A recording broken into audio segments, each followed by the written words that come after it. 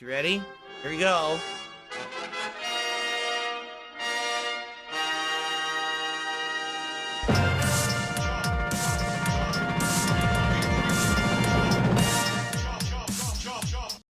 Good morning, everyone. It's my final consecutive streaming day of the week, and we've got a good show lined up today. First of all, the King streak ended and returned. Can we continue it today? It's going to be epic to see if we can, because it did return last night during Street Fighter 6. We'll talk about that. In addition, I have my final thoughts on Black Myth Wukong, because I'm sorry, I'm bored to tears. I'm done with that game. It really fell off in Chapter 3. We've got some updates regarding the schedule, and particularly today, Warhammer Space Marine 2 instead of Astrobot, but also the DSP Throwback channel is about to have a little bit of a shakeup, and I want to talk about that. And then finally, of course, the big news today, the PlayStation 5 Pro has been announced. We'll be looking at it deep, analyzation of the trailer and the specs that have been released on the internet and the pricing. All this and more on today's awesome episode of the Level 1 Podcast.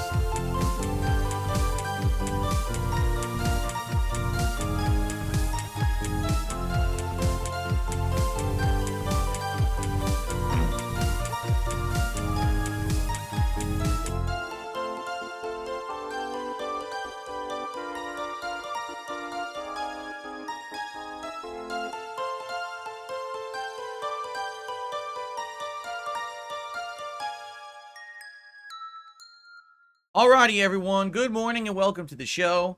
Today is Tuesday, the 10th of September, 2024. It is my final consecutive streaming day of the week, meaning I'm off tomorrow. I hope that you all have a great day tomorrow. I'll be trying to get caught up and recuperate a bit from all the chaos we've been having around here and getting back at the normalcy next week. It's been rough, having to do all this special React content, having guests on my show, doing co-ops over the course of August, and it set me back. It really has. Now, the thing is, when I say it set me back, I don't mean it set me back in views, I don't mean it set me back in popularity, and I certainly don't mean it set me back in revenue. Where it set me back was the consistency of me playing video games, right? It used to be that all I did pretty much was play video games with a little podcast thrown in every morning, and so I would get through games at a relatively decent pace. I would finish a game within, say, 3 weeks to a month tops if it was a longer game, or even shorter, maybe 2 weeks if it's a shorter game. And August, man, that just didn't happen. I started off the month with this awesome gaming PC that was gifted by a fan. And I started with games like System Shock Remake, and Stardew Valley. And essentially what happened was, new stuff started coming out. I started jumping into it, right? But now I'm still juggling everything else. Then all of a sudden, people want me for events. Can you show up on this show? Can you do a co-op gameplay? How about an interview? Like, whoa. It really shook things up for sure. That stuff that I don't usually do and stuff that I don't really plan for or have in my schedule. So, what that means essentially is everything kind of suffered when it came to gameplay. Everything else was good. And I really enjoyed hanging out with you guys doing different kinds of content for sure. But it's time to get back on track. And basically, I knew this week, no matter what happened, I was going to have to skip out on certain games. There was no way I could play them all, And yesterday with Black Myth Wukong, the crap just hit the fan, to be quite honest with everybody. I wasn't very happy with how things went with the game. And I just don't feel like I want to play it anymore. And we're going to talk about that in depth today. I'm just going to do like a mini final thoughts on Black Myth Wukong, because I'm sorry to say, maybe that would have went differently if my schedule had not been thrown for a loop. I just sat here and played it pretty much every other day. But number one, there really wasn't even that much demand for me to do that, even when the game was new, brand new. And number two, I'm sorry, it's just not that good compared to other recent Soulsborne and other style games like that I've played. It's just not that good at all. It falls off hard. I was so disappointed, but okay, we'll talk about that in a sec. I don't want to get too far ahead of myself. So let's do a few things. First of all, schedule. Right now, the schedule is today we're going to try out Warhammer 40K Space Marine 2 on PC because it was gifted to me by a viewer. I'm excited to try it out. It came out yesterday, and originally I told you guys I was going to skip it because I was playing Black Myth Wukong. Well, I'm not playing Black Myth Wukong anymore, so we're going to try it out today. Now, I know some people are like, oh, but you said you were playing Astrobot today. I know. This has been a wild couple of weeks, I promise you we're going to get back to regular scheduled gameplay and things without the schedule changing frequently very soon. In fact, next week, I'm not really foreseeing anything happening special outside of the June the King interview I'm doing Friday morning. I don't think, for example, any thing's going to pop up out of nowhere and now I'm going to have to change my schedule around again or anything like that. I think we're going to be consistent. We're going to be working with the games that I'm playing, and I think it's going to work out well. All right. So anyway, today, Warhammer 40K, Space Marine 2, right after this podcast. I'm excited to see how that goes. Tonight on the late stream, WWE Champions returns. Now, I haven't played this in like 2 weeks, right? And it sucks because I was getting into it. The new monthly event launched, but I couldn't play it. I was too busy. I was reacting to my own documentary for an entire freaking week. So now we're jumping into it already into week 2 of the new month-long event. I'm going to be way behind. I haven't even logged into the thing since the last time you saw me play it on stream. So I'm not going to have the freebie character. You know, it's going to be like playing catch-up, all right? Now, FYI, tonight what I want to see is how it goes. If we get attendance, if we get support, people like it, then I would consider doing some pulls to try to get new characters, which is what people want to see. They want to see we get new characters, level them up, play them in the game, right? But that entails spending money, right? And so I'm interested in doing that, but only if people show up and support, but I don't know if they will. It's now been 2 weeks. I feel like the momentum of all that stuff is kind of fizzled out, but maybe it's just because I haven't played it, you know? I had to do the react last week. There was no way around it. You know what I mean? Like, I absolutely had to do it.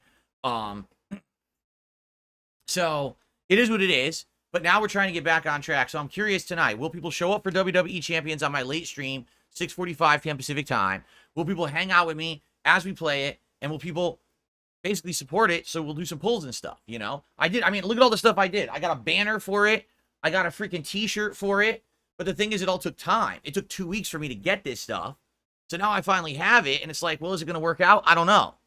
We have to see tonight what happens on stream, and I'm very curious. You know, listen, if no one shows up, and there's no support, and no one cares about it, we don't ever have to do it again. The meme maybe has expired itself, because I already reacted to my documentary. I've already admitted to playing the game, so maybe it's not a big deal anymore. Or maybe it is. Maybe people are hyped, but they've just been waiting for it, and now we're finally going to do it tonight. I don't know, right? So I hope you'll come by, and we'll see how it goes. Now, tomorrow I'm off. It's my day off from streaming. But when I come back on Thursday, all day long, I will be playing the Marvel vs. Capcom Fighting Collection on PC. I'm very excited to jump into these games, to see how all this goes, and basically to get back into, you know, the classic fighting games that I grew up playing in arcades, because I did the Versus games were the ones I played the absolute most in arcades, and I loved them, and I was really good at them. But I haven't played them now in over a decade. So you know it's going to be a slow start with me sucking, but we'll see. Now, will I play them offline and do kind of a history of the Versus series event? Maybe. Will I just jump right into online play? Maybe. I don't know. I really don't know what I want to do yet. I guess we'll have to see on Thursday and just jump in and boot it up and start it up and see what it is and go from there. Okay? But that's all day Thursday. Okay? Then Friday, on the Level 1 podcast, June the King will be my next guest. I'll be starting up the podcast around 11 a.m. to get technical issues worked out. And then basically we're going to hang out before it starts. And then 11:30, June will join us. And we'll have a nice interview. I promise you this is going to be a nice cordial interview. This is not going to be us attacking each other. The thing is, I have absolutely no gripe with June whatsoever. A lot of people thought I was going to have a big gripe with June the King because of the documentary he made about me. I don't at all. Like, literally, I have no issue with the man. And I'm actually excited to have a nice interview with him, to talk with him about things. You know, I really am. I think it's going to be very neat and fun. And I think it's going to be cool to get into, hear the methodology of someone who's an internet documentarian. You know, what does he go through? What's the process for research? And by the way, please continue to post up your questions for June's appearance over on the community tab of this channel. All right. The thread is still there from a couple days ago. And we got a lot of good questions in there. There's no way we're going to get to all of them, because I'm not going to keep the guy for 3 hours to ask him all those questions. But some good ones there. And I'm excited to have him on the show. It's going to be a great interview. And then after that, we'll probably do a little bit of a decompression, because as you know, when I do these interviews, I do not monetize the stream, so I'll have no advertisements on that stream whatsoever. That'll be the opportunity for us to catch up, for me to do shout-outs for contributions that came in during the interview, and hopefully decompress a bit, talk about it, and then probably jump back more into the MVC collection, which I'm going to be playing for the rest of the day on Friday. Then on Saturday, we will get back to regularly scheduled gameplay. And I think what we should do is a balanced day between the two new games. So half the day, maybe Space Marine 2, and half the day Astrobot. Sunday is my full React day, but that still leaves Monday and Tuesday open for me to balance all the new releases, okay? Plus maybe a WWE Champion stream, depending on how stuff goes tonight. So there you go. Next week will be mostly gameplay. It's going to be some very exciting stuff. And I'm very interested in how it's going to go. I hope that we get reinvigorated, you know what I mean, that people get back on track. A lot of people are upset with me because the last month the gameplay was not consistent. I'm with you on that. Like, I totally hear that. But when opportunity knocks in life, you do have to jump on it. You can't just say, well, all this good things happening, but, you know, it means I have to change a little bit and adjust a little bit. Nah, I'm going to go back and be stubborn and be stuck in my ways. Then things will never get better. You understand? Really, things will never get better if you don't give change a chance. I think the changes that I've instituted have been working nicely. I want to keep that rolling. I don't want to be like, oh, now we're just going to go right back to how it was. We're not going to have interviews. I'm not going to do co-ops and collabs. I would rather do better stuff while also balancing the stuff I used to do, okay?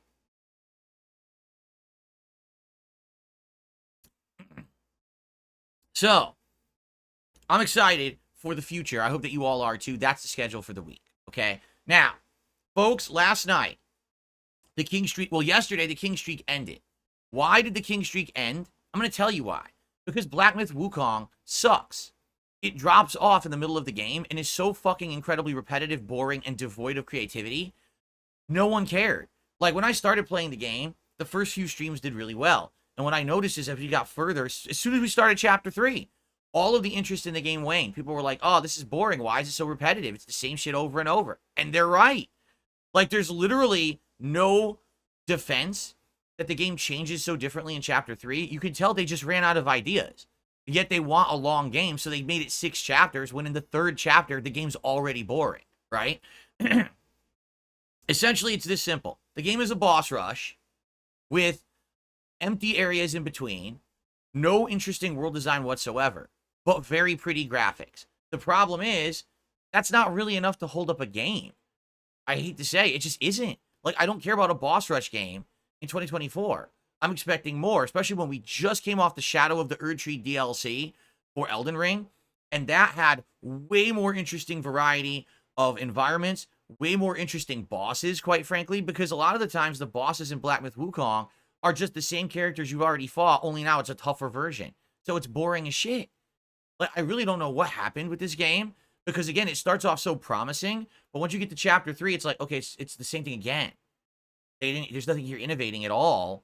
It's literally run around a bunch of empty areas that all look identical, get lost, fight a bunch of optional mini-bosses that are constant, you know, and then wander around till you finally stumble upon where the story is. And that's not good. When you play a FromSoft game and you get to a legacy dungeon, you feel like each piece of this dungeon was handcrafted specifically by the FromSoft devs to be interesting. Whether it's, oh, I wonder if there's a hidden enemy or a hidden area, or there's a tough new challenge, or a platforming thing, or a secret that you can find. Literally, in Black Myth Wukong, all right? It's so ridiculously redundant that you don't feel like anything is special. You feel like you're lucky if you run into an entire area, there'll be 2 enemies in a giant area, and 1 piece of willpower, which is the upgrade material, and that's it. But why did they even make this fucking area? It doesn't serve a purpose. It's just an empty area. It's boring. And there's tons of things like that. It doesn't make sense. It's not effective use of the stages. It's just really boring, okay? Now, here's the thing. Here's the thing. If I had sat around and I only played Black Myth Wukong for 2 weeks straight, which is likely what most gaming content creators did, probably it would have had more attention, attained more interest, more support, and people would have liked it more because I would have been hardcore getting into it, all right? And I did do that to some extent when it first came out, but then what happened? We want you on our show as a collab, right? We want to do some co-op gameplay. Oh, here's an interview opportunity. And with all these things happening, it threw my schedule for a loop. So essentially, this game is kind of like, I almost compare it to like how Baldur's Gate 3 was. This is the kind of game that maybe if you have insane amounts of time to dedicate to just playing this game and you play the hell out of it, you'll probably enjoy it more. That's not me anymore. Do you understand? Like, one point in my life it was. Not anymore. Now I'm a variety guy.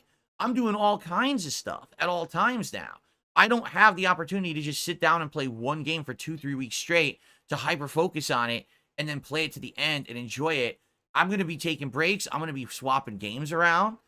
And this game, sadly, is just not that kind of game. This game is like you had to play it immediately from start to finish, and it just doesn't work when you break it up. You know? It's not that I'm forgetting how to play it. It's just that I go back and I'm like, I'm still in Chapter 3. I'm still in Chapter 3. To give you some perspective here, my playthrough ends at 24 hours of gameplay. It's 20 parts, but several parts are an hour and a half long. So it's about 24 hours of gameplay.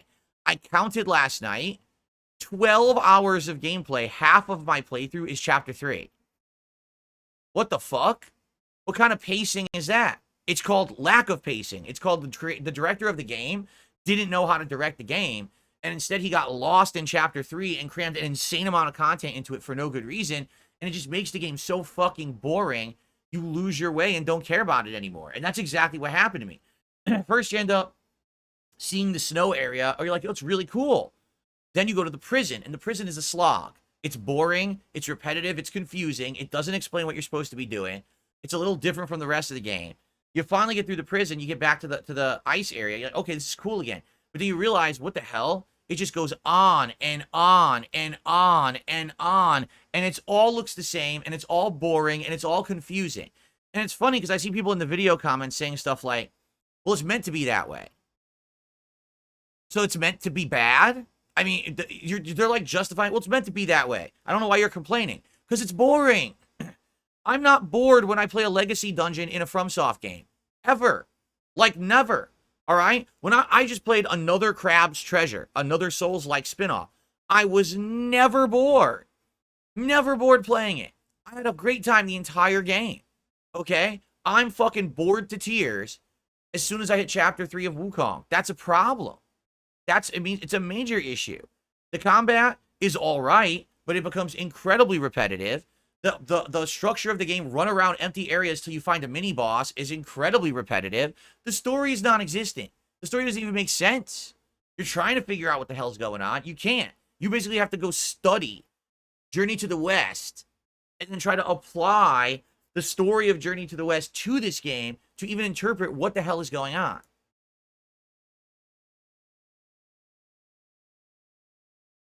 So, why do you think I maintained a 41 stream streak of support, but then it died yesterday?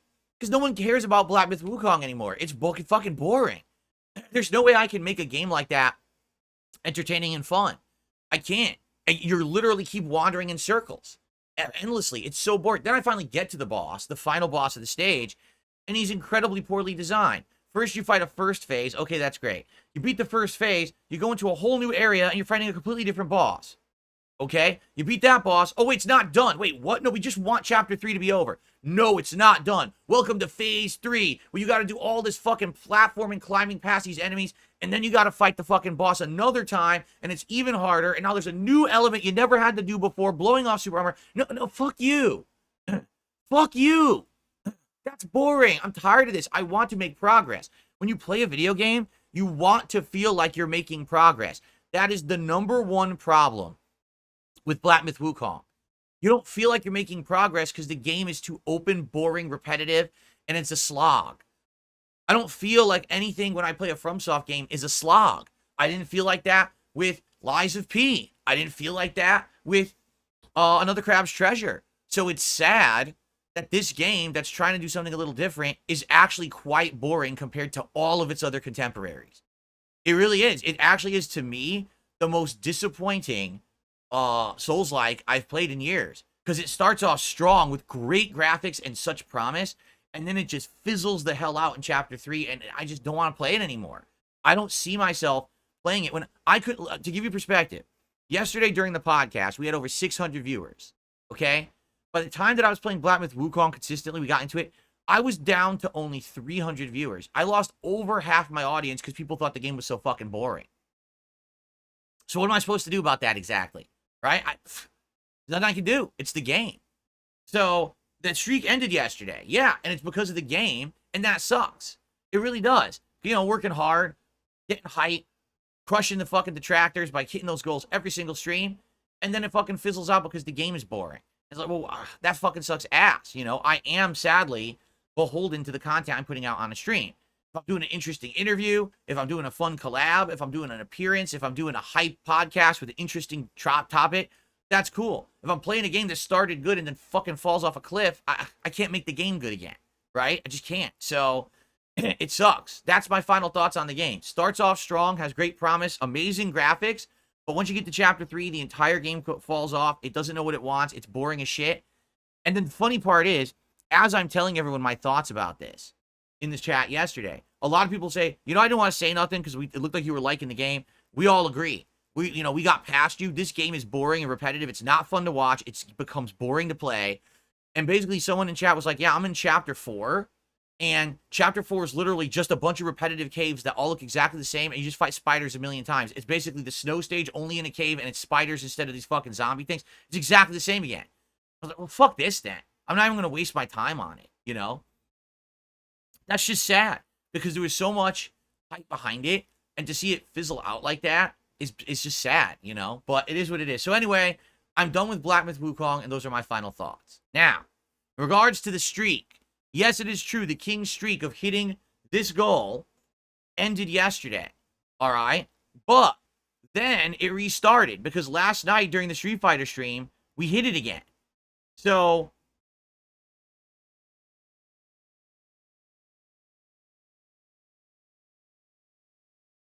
we're going to restart it and we're going to see if we can maintain. Today I'm playing a game that people have asked me to play for months, and it was donated to me to see me play it today. You would think that would mean that would motivate people to come and buy today and support the stream. So I'm just going to say it right up front. Please support the stream.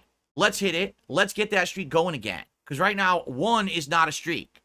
2 is. So let's do it immediately. Those of you who are here to chill and have fun, and you like the content, and you're upset that the streak ended yesterday, and you want to see it restart, and you want to see me keep crushing it every single stream, let's get it going. Please contribute to the stream. I will give you shout-outs as you contribute. In fact, I'm about to do shout-outs right now because we're going to move on to our next topic, and obviously I want to finish this up first. Okay. So, let's do it. First off, on the YouTube side of things, Soul Potato became a member this morning. I really appreciate that. Thank you so much to Soul Potato. And thank you for, I believe it, you know, he's been a member for quite some time, and he was just re-upping. So thank you for that. Okay. Reyna has done a super chat and says, Phil, I'm a college student writing a case study paper. I'm hoping to interview you. I sent you an email. Let me know. I'll have to look. I didn't see any email from you, but most emails hit my spam folder because so many people email me with a bunch of bullshit. Not saying yours is bullshit. I'm just saying so many idiots email me a bunch of bullshit that my spam folder gets crazy with the amount of stuff it flags. I can take a look, but I'm just going to be honest with you. Right now, I am so effing backlogged with work, trying to get through games, trying to make consistent content, clipping my content every day. I got an interview this week, and then I'm trying to line up more content. You know, soon the Kino Casino guys will be coming back by the end of September, and literally I'm going to be jumping into that. I got guys from, what's it called? Cultaholic, who want to have me on as a guest, and I'm like, I got all this stuff going on. I'm going to be honest with you. I don't think I'm going to have time to be doing an optional interview here for your project. All right? I really just don't foresee myself having that kind of time. All right? So I'm just being honest, but I will look for your email, and I appreciate your super chat. Number 1, T Gravy Z fan did a series of super chats. First, he says, would you give LTG a hug on stream? No.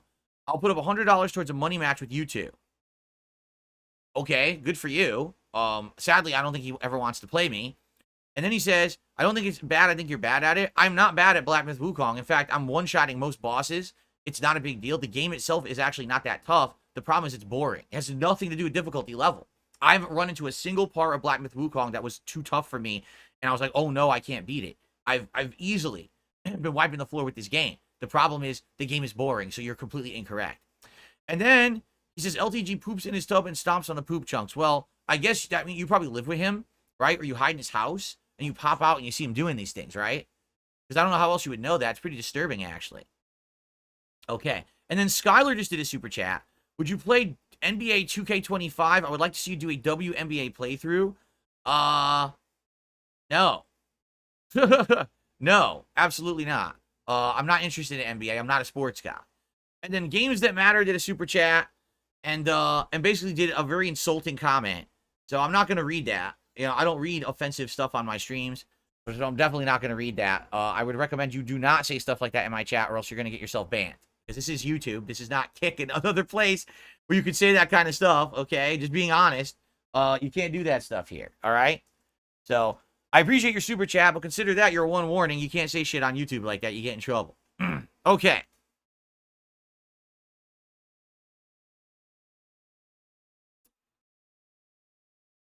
Raina, yeah, I'm always gonna be honest. I'm not gonna lead you on. It's not that, let me put it this way. It's not that I'm not interested in helping someone out with a college project. It's that right now I am being pulled in 27 different directions, and my viewers themselves are telling me you're behind on everything. And I'm like, yeah, you're right. So committing to something like that, I think it would be pretty unfair to you, because who knows if and when I'd even have a chance to do it or look at it. And I don't want to promise you something and then I never do it, and then you get in trouble for it, right? So I would definitely recommend you look somewhere else. I doubt I'm going to be able to do it. Number one, T Gravy Z fan did a super chat. He says, I think deep down you have respect for LTG. You know, to some extent, sure, I guess. A guy who has toiled away for many, many years, and, you know, he has the ire of the internet on him. And again, unlike myself, I have no idea why he has the ire of the internet on him. I've seen ridiculous clips of him saying stuff, but, you know, I don't really know.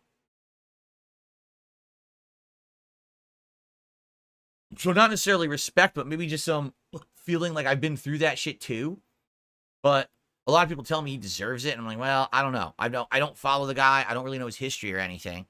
All I know is that they say he's the black DSP. There you go. Games That Matter did another super chat. Wow, thank you for this. A 20 euro super chat. Says, I listened to Asmongold yesterday. I went and bought Black Myth Wukong. Now I played it for 10 hours, and I now agree with what you said, and I'm in deep regret. Yeah, you know, it sucks. And the thing is, what I've noticed is recently these years, right, these last 5 years or so, either everyone loves a game or everyone hates it. And it seems like there doesn't seem to be differing opinions. There's just a bandwagon mentality for shit. And in the case of Black Myth Wukong, I think what happened is a lot of people played it early and loved the first chapter, the first two chapters. I agree there. I actually think the first two chapters are great. But then you never hear anyone talk about the rest of the game, right? Because a lot of people probably never played that far. They just, that's all a lot of these content creators are. They play the first two chapters and they never fucking go any further, right? So, and by the way, yeah, you know, I think that there have been some content creators that whatever they say, people believe it. And I really do feel like people got to kind of be a little bit more skeptical, right? And I'm not saying anything about Asmongold. If he loves the game, good on him. You know, he does like certain kinds of games, and he does dislike certain kinds of games. In this case, I don't like the game by chapter 3. I think it's boring. And that's my take. And you can disagree, but that's just my personal preference and take. If he liked it, good on him. But yeah, I just sadly think that it's a game that's way overhyped for what it is. Again, if you only played the first two chapters, you'd be like, whoa, this game's amazing. And then once you get to chapter 3, like, oh, what happened? So thank you so much, guys. Super chats this morning, very good right now, and I appreciate that. Wow.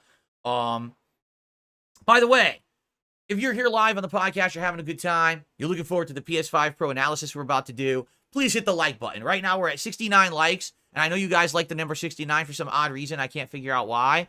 But let's get 100 likes. We got over 500 viewers and climbing. Let's get 100 likes on the stream this morning. All right, guys? Just click that like button. It helps a lot for engagement. I would really appreciate it. By the way, just as I said yesterday, my detractors literally are here in droves with bot accounts. They thumbed down all of my content now for 2 straight days. So it's an insane amount of dislikes. So your likes are helping. Your likes are helping to offset that, especially on the stream. You know, I can get hundreds and hundreds of likes on my streams. It helps a lot to help their bullshit, you know, artificial thumbs down fucking nonsense that they do on my content. So please thumb up the stream if you like it. So far I got one tip.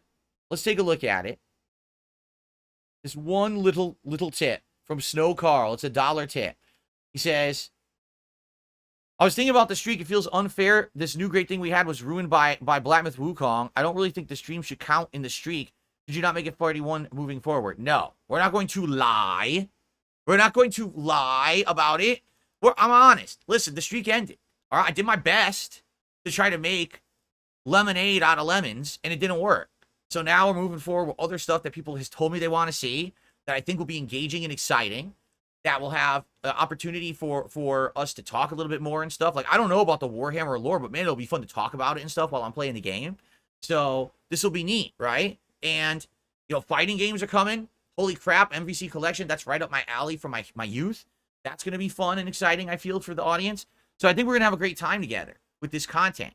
And I'm going to do my best to maintain, but no, we're not going to lie about the streak and say that it never ended. It totally did. It's okay that it did, but now let's get it going again. So thank you. Actually, Snow Carl with that $1 tip is the first contributor to the new streak with that $1, okay? So let's get Snow Carl on the leaderboard with $1. And guys, let's get some more tips, all right? I see many people are doing super chats. That helps a ton, and I appreciate that. But the goal is tips, $150 for this stream. Let's go. Let's get going, and let's get some tips coming in to fill the king's coffers. Yes, yet again. All right, cool.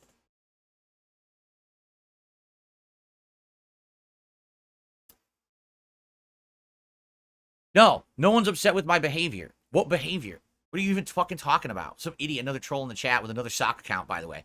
If you notice, there's a ton of sock accounts. Tons. They keep coming in, and it's a ridiculous amount. Like I said, I took a day off after the Craig interview, and they sat there making hundreds of fucking sock accounts, leaving negative comments, and literally voting up each other's comments. So they would get engagement on the videos. Not that I care. I still got views. I still got paid for it, so I don't give a fuck. That's how dumb they are. Is they don't understand that engagement equals pay. So I got paid for all of it anyway. But I want to get the positivity coming back. And the problem is the channel now has all these thumbs down that are bullshit artificial thumbs down. And I want to get back to where we were. We were doing great over the month of August. We had great momentum, and I want to rejoin that. You know, I want to get that back. So number one Gravy's fan did a super chat. He says, mods clap his cheeks and clean up my chat. I don't know what he's talking about, but thanks for the super chat. Games That Matter did another 20 euro super chat. Thank you, Games That Matter. Says, I cannot play modern games anymore. I play depraved Japanese visual novels. I learned about your channel when you first played Dark Souls 1 and you didn't used to lock on. Oh God, yeah. Dark Souls 1, I didn't know what the hell I was doing, right? I mean, we watched back my Dark Souls 1 playthrough as a retro react over on my DSP Throwback channel just a month or two ago. It's hilarious, but it's also incredibly rough because I don't know what the hell I'm doing, and I just rage quit eventually because I can't. Well, not even a rage quit. It's more of a disappointment quit because I don't know what I'm doing. I'm like, I give up. I'd rather play games I understand, and I don't understand this game. That's why I quit it. But you're right. I mean, that was a funny playthrough. And then number one T Gravy's fan again with a super chat. Would you join the Covenant? No. If you want my honest opinion, I think the whole idea of these groups that these people make, like the Angry Army, the Brofist Army, the Covenant, and the dudes, I think it's dumb as hell. What you're doing when you do that, okay? When you basically name your entire grouping of viewers as something, right?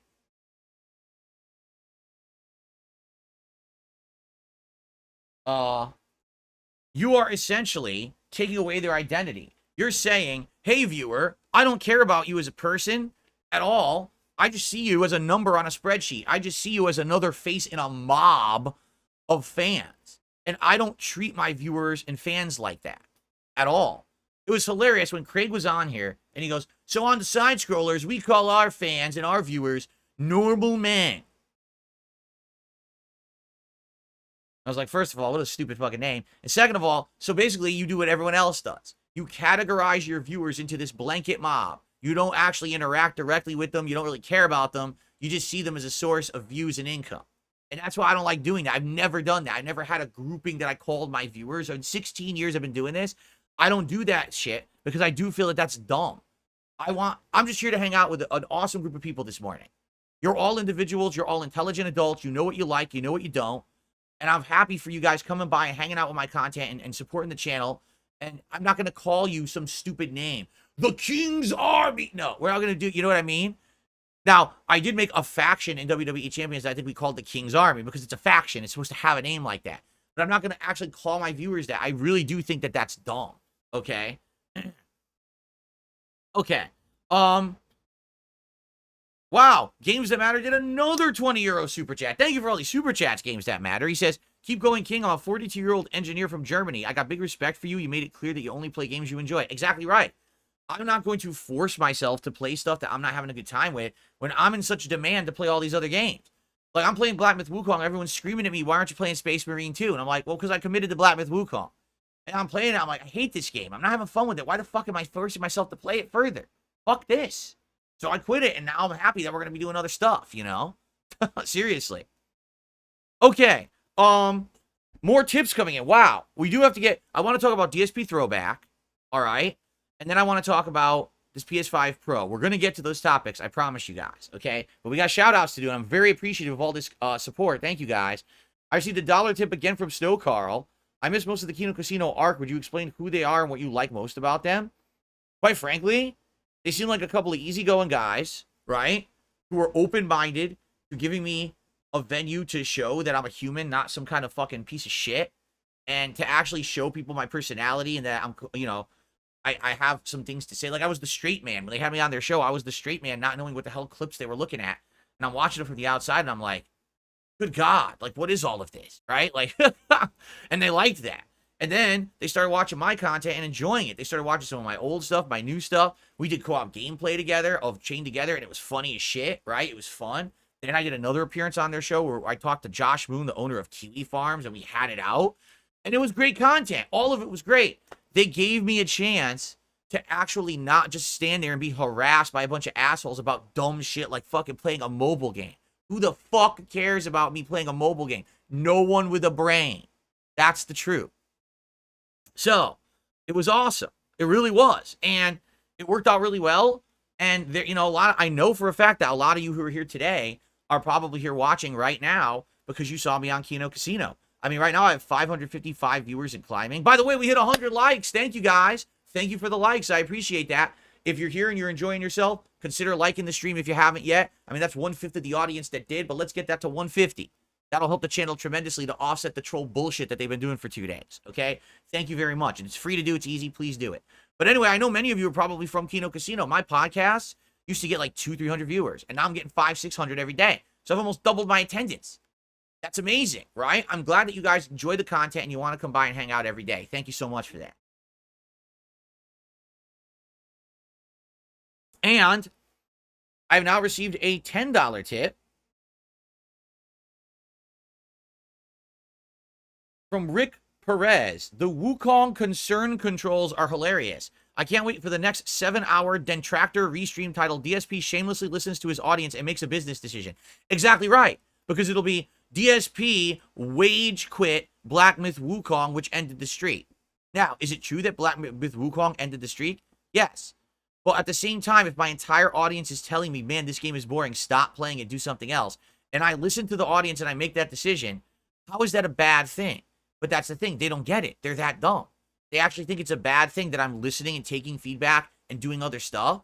Like, people wanted me to stop playing Black Myth Wukong so bad, someone donated Space Marine 2 for me to play today. I could have bought it, but someone just said, no, here, please just fucking play this game and stop playing Black Myth Wukong because it sucks so bad. So I listened, you know? But this is the new Phil. The new Phil actually listens to you. So there you go. So thank you, Rick Perez, for a $10 tip.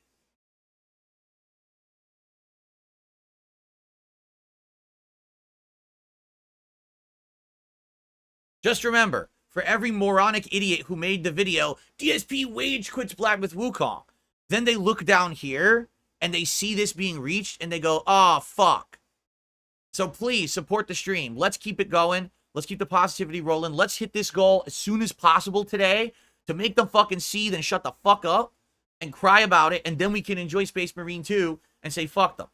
Okay? Seriously. Because they deserve it. 10 years of fucking harassment. It's time to end the bullshit and put it against them, right? Let's pin their fucking balls to the wall. All right. Well, that's what we've got so far. I do think there's one more super chat here from #1 T Gravy Z fan. He says, he keeps saying, he keeps basically using Low Tier God's real name, which apparently he gets offended when you do. I don't know. He's kind of like these people who they change their identity, and then if you say their old name, they're like, you're, what do they call it? You're dead naming me or something like that. What do they call it? What do they call it when you use their old name that they don't like anymore? There's a word for it, right? It's like so offensive. So I wouldn't want to do that. I wouldn't want to use his old name and piss him off, you know? So anyway, he says he works at 7-Eleven. Where did you guys get that from? Dead naming? Is that what it's called? Dead naming? So I don't want to dead name LTG. His name is Mr. Sparrow, all right? We're going to call him Mr. Sparrow, as he wants to be called. It's respectful. You say what someone wants to be addressed by. You know, I like to be addressed by DSP, Darkside Phil, or the King. Those are all perfectly fine. If you were to call me asshole, I'd be like, wow, you're a dick. So I'm not going to call him his old name. Mr. Sparrow. It's respectful, correct?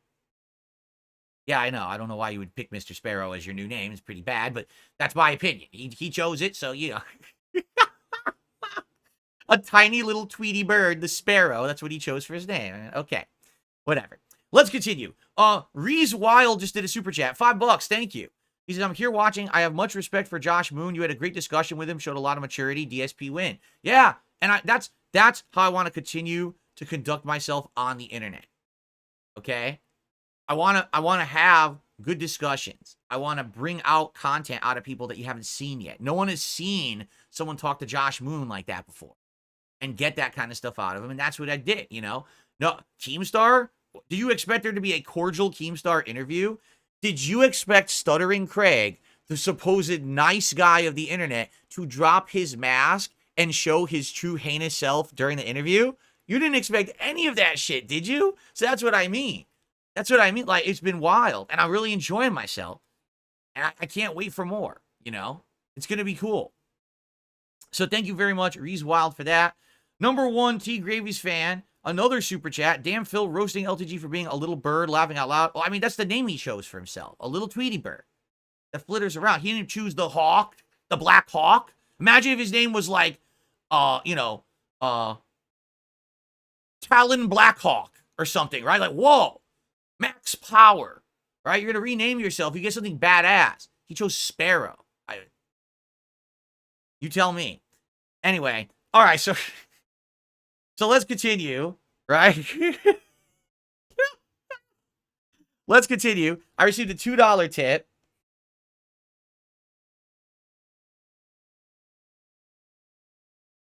It's Master. Oh, okay.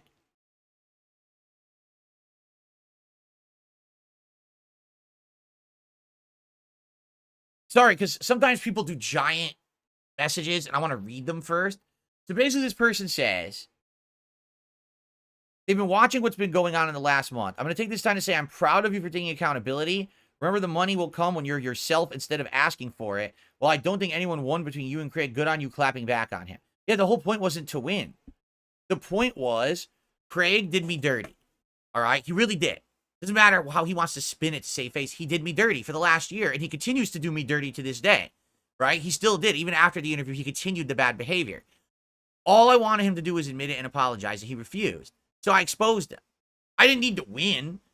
All I needed to do was expose him for who he is. Now he can absolutely never deny the fact that he was fucking exposed on my stream. It's in black and white. He did it to himself. He read emails. He exposed the fact that he was completely unprofessional, didn't care about it being legit, just wanted to make a buck on it, and was going to get his way one way or the other. If he didn't get the giant bomb exclusive of me confessing to everything, he instead was going to twist it into this toxic fucking thing for weeks to months on end to get over anyway. But then, when I called him out on it, he had nothing to say. Oh, I don't check my emails. The biggest coping bullshit, pussy shit you could possibly say. You know? So, he's done. He's cooked. I didn't need to beat him. He beat himself. All right. I received a $5 tip. Oh, no. Rick Perez did a $5 tip. He says, Mr. Sparrows? How about Mr. Swallows? Oh, come on. That's bad. Now, I didn't say that. I did not say that. That was the tipper, Rick Perez, who said that. All right?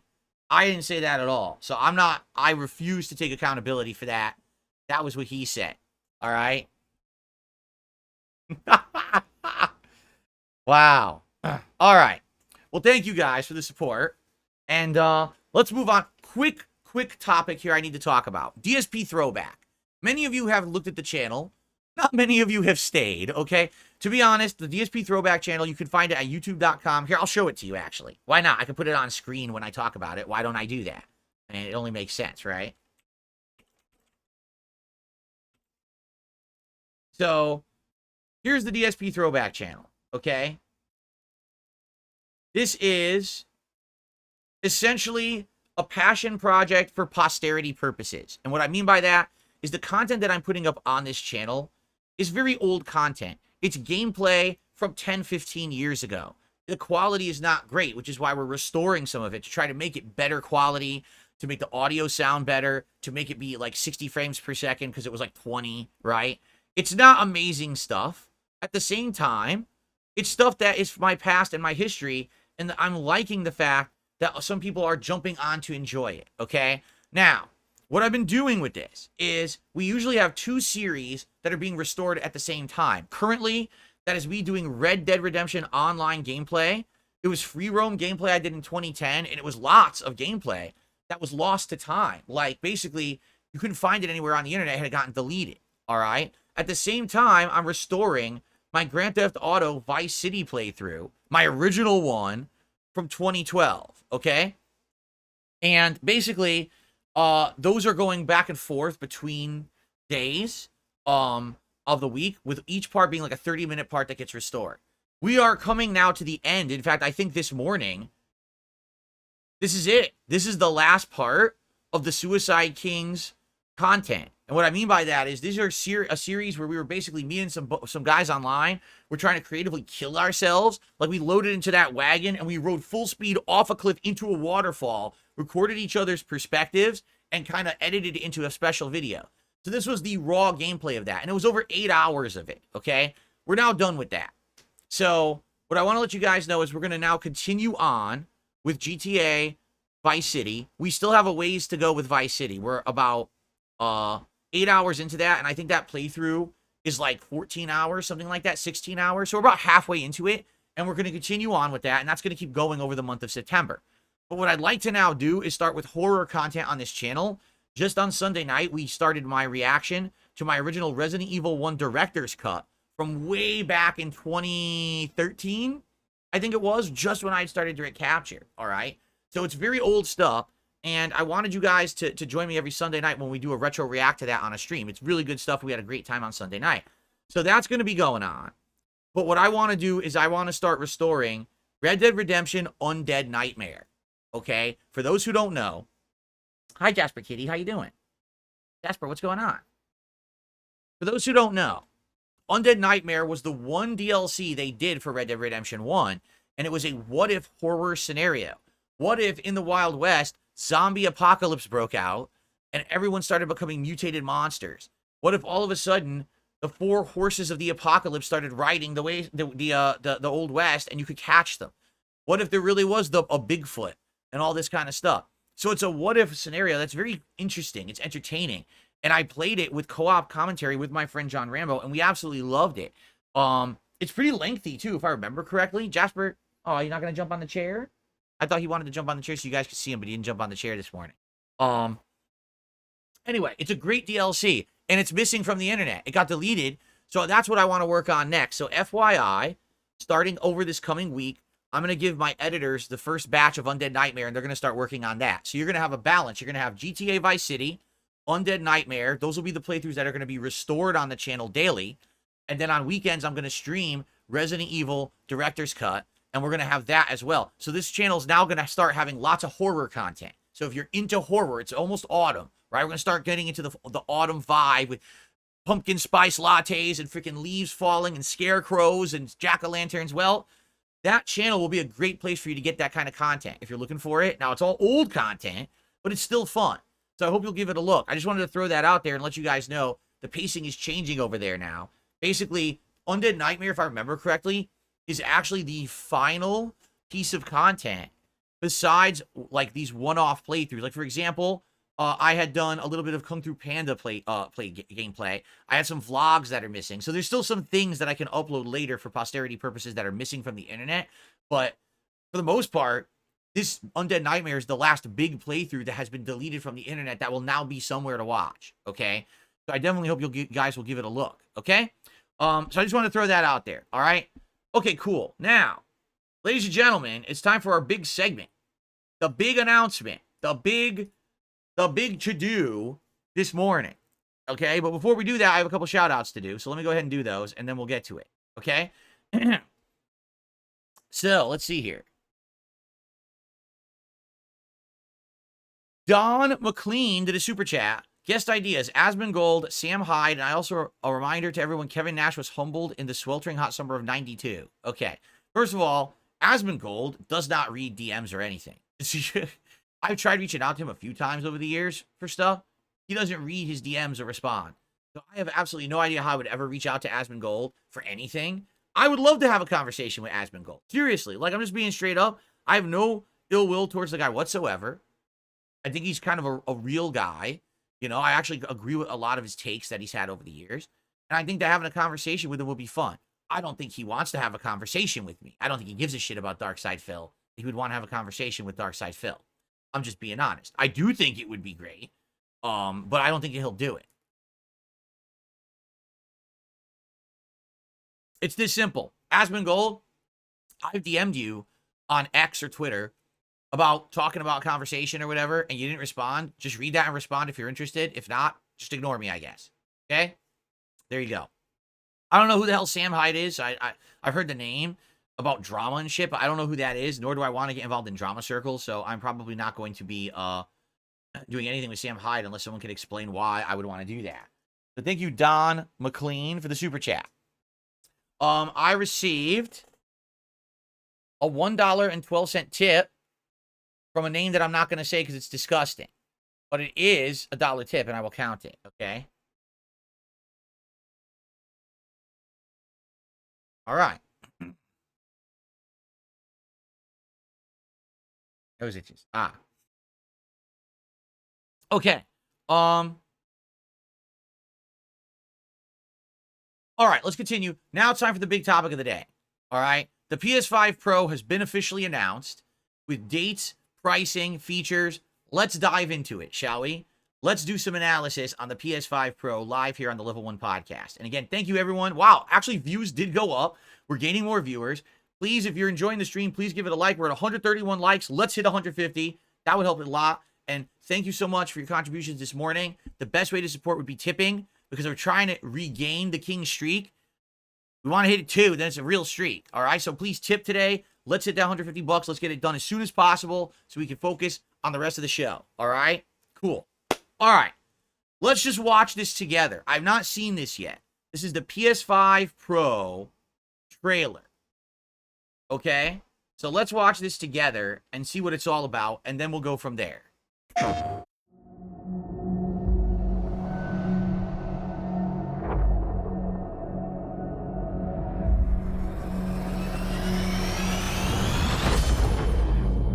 What's funny is they're trying to make it look like it's not white, but it is. Like, if it was black, if they actually recolored it to be black, I think people would like it more. But you know it's still white. They're not going to change the base color of it.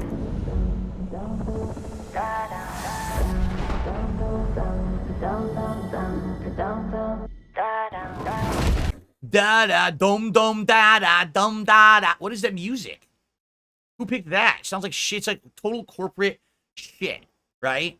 Dum-da-da, dum-da-di-da-da. Shut the fuck up.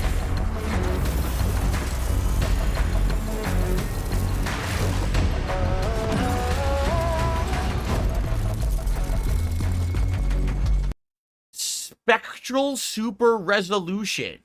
Feature only available on select PS5 games that have been enhanced for PS5 Pro when compared with PS5. PS5 Pro enhanced features will vary by game. I like that the first thing they announced had to have a disclaimer at the bottom of the screen that basically this is all nonsense and probably no games will have it, right? This is the equivalent of like the Sega Genesis or Master System saying, oh, it has blast processing, right? Wow.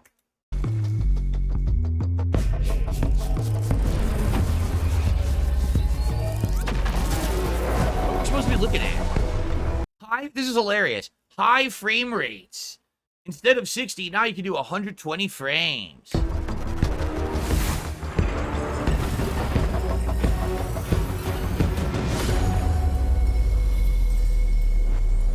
Advanced ray tracing, and it has exactly the same disclaimer again. Feature only available on select games, right?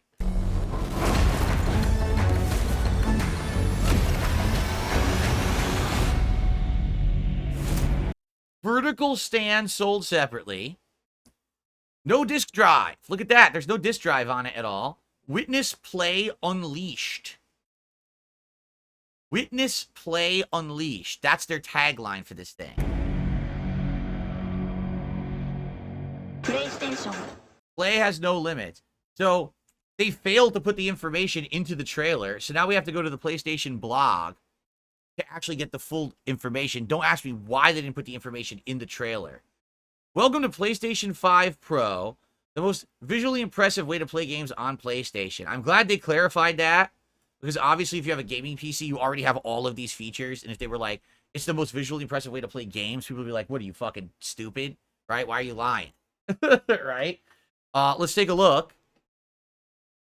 Features including GPU upgrade, advanced ray tracing, and PlayStation Spectral Super Resolution. Can't wait to figure out what that is. We worked hard to continuously evolve the console. Yeah. We developed the PS5 Pro with deeply engaged players and game creators in mind. Many have asked for a console that runs even higher fidelity graphics with smoother frame rates at 60 frames per second. We achieved this on PS5 Pro with several key performance features. By the way, it said that on the box for PlayStation 5. I just want to make that clear. On the box of PS5, it says 4K, and it also says 120 frames. So they lied. The box said it was capable of doing that, yet no games ever ran like that. So they were full of crap. It was misadvertisement on the box of the PS5 console. Just make that clear. Okay? So, upgraded GPU. With the PS5 Pro, we're upgrading a GPU that has 67% more compute units than the current PS5 console and 28% faster memory. Overall, this enables up to a 45% faster rendering for gameplay, making the experience much smoother. Okay? So, I get that, but what was the last game that you played, all right, on PS5, core PS5, where you were like, man, that rendering was too slow. Man, the loading took too long. Man, the game just can't keep up. Can you think of one? Now, admittedly, I haven't played the last few games that I played on PS5. Maybe Star Wars Outlaws is the case, but Star Wars Outlaws has the same problem on PC too. So it's not the hardware, right? It's the games.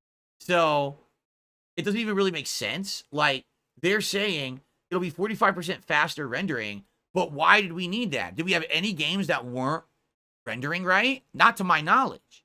You know what I'm saying? I don't remember playing a game. I was like, man, the game, it just can't keep up, right? Advanced ray tracing. We've added even more powerful ray tracing that provides more dynamic reflection and refraction of light. It allows the rays to be cast at double and sometimes triple the speed of the current PS5 console. So, to give you some perspective here, ray tracing. Yes, I've now played a few games with ray tracing on. Black Myth Wukong was one. I had it on for Star Wars Outlaws. And what I can tell you is your mileage may vary. It really depends more on the game than the hardware. My PC is almost top of the line. It's not top, but it's good. It's a really good PC for what it is. And I can turn ray tracing on to max for most games. And some perspective here. So with the ray tracing on all the way, someone's walking with a torch next to a river, and you can see the fire of the torch reflected in the river rippling, right? You could see more through the water, and you could see the ripple effects and everything. You could see better shadows, way more detailed shadows, and lights coming through trees and stuff. Is it good? Yes, it is. It's really cool. Does it change the game? No, it doesn't. It doesn't change the game. It just makes it look a little bit more pretty. It's a nice feature to have, admittedly. But again, who's going to implement it is the question. Because again, it's not the fact that PS5 didn't have it. It's that the game developers didn't really implement it.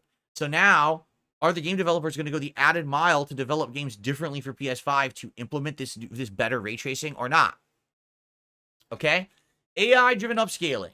We're also introducing PlayStation Spectral Super Resolution, and AI-driven upscaling that uses a machine learning-based technology to provide super sharp image clarity by adding an extraordinary amount of detail. Now, this I don't really understand. I know that currently my PC has AI that does frame rate, right? But I don't know if I have anything like this. AI generated details?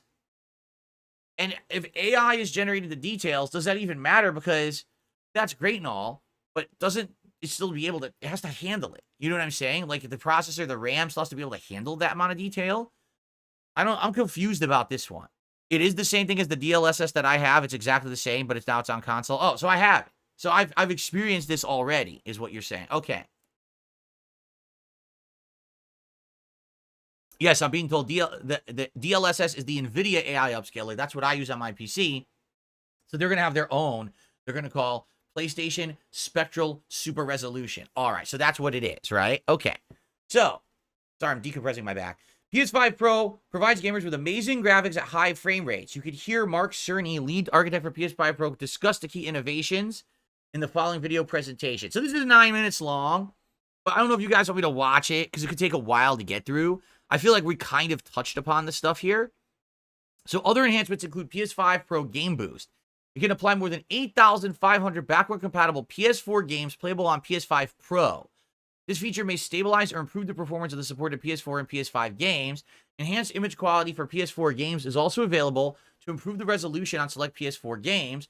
PS5 Pro will also launch with the latest wireless technology, Wi-Fi 7, in territories supporting the standard. VRR and 8K gaming are also supported. So basically, they're doing what Xbox has already done the last two console gens. They're taking their older library of games and they're making it so that if you play it on the current gen console, it'll run better, right? Like they did this with the Xbox One. Now they're doing it with Xbox Series X. If you play Xbox One or Xbox 360 games, they run and look better on the Series X or S, right? So there isn't copying Microsoft, but it is a cool feature, I feel. It's humbling to see how many game creators have embraced the latest technology for PS5 Pro. Several games will be patched for free software updates. So let's see. The games you can look forward to. Alan Wake 2, Assassin's Creed Shadows, Demon's Souls, Dragon's Dogma 2. I mean, Dragon's Dogma 2 runs like shit. It runs like complete shit. So if it runs like a normal game, maybe it would be better, a better experience, but it runs horribly right now, currently on the current gen stuff. Final Fantasy VII Rebirth. So Final Fantasy VII Rebirth, I distinctly remember, okay, had blurriness when you were doing the combat. If you wanted to maintain high frame rate, it would get very blurry and choppy during the combat because the resolution would be changing on the fly. So maybe that would fix that and it would actually be crisp and clear now. Gran Turismo 7, Hogwarts Legacy, Horizon Forbidden West, Marvel Spider-Man 2, Ratchet & Clank Rift Apart, True Motorfest, The First Descendant, Last of Us Part 2 Remastered, and more. I mean, some of those games don't need it at all, like Marvel Spider-Man 2, Horizon Forbidden West. Those games are perfectly fine as is. I don't really know what the enhancements would do, but I would definitely say out of that list, I would say Dragon's Dogma 2 and Final Fantasy VII Rebirth could definitely benefit, okay? We kept the look of the PS5 Pro consistent with the overall PS5 family of products. You notice the height is the same height as the original PS5. The width is the same size as the current PS5 model, which is the Slim, to accommodate higher performance specs. Players can add an Ultra HD Blu-ray disc drive or swap out console covers when they become available. This is what it looks like. And they're showing you can break out the side panel and you can add the optional disc drive to it if you want a disc drive, but it's an additional cost, correct?